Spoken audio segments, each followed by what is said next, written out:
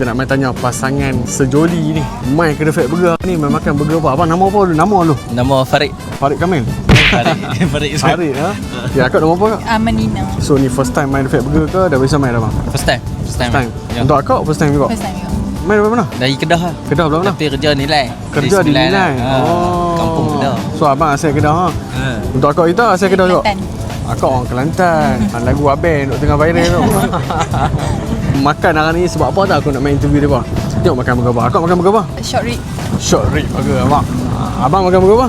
Brisket. Fat brisket. Brisket burger. Dua-dua orang makan burger yang roti kali hitam kalau abang boleh tengok. Roti kali hitam tau. So, tanya abang luah makan macam mana abang brisket burger. Rasa okey tak okey? Bagi tahu jujur dia abang. Yang padu habis lah. Aduh habis ya. Padu clear.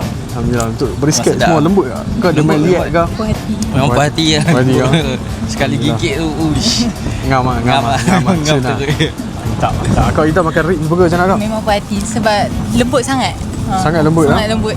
Tengok sebab tulang kan tak boleh pokok. Dekat tulang pun kau ni makan lah. So thank you very much bang. Thank you kak. Main jauh-jauh kau ni. Asal daripada Kedah tapi bekerja di Nilai, berjumpa di The Fat Burger. So thank you very much. Nanti boleh main lagi, ajak kawan-kawan kau boleh main singgah kat The Fat Burger nah. Memang recommended. Recommended. Alhamdulillah. Terima kasih banyak recommended. Lambai kat depan sikit bang. Lambai kat depan sikit.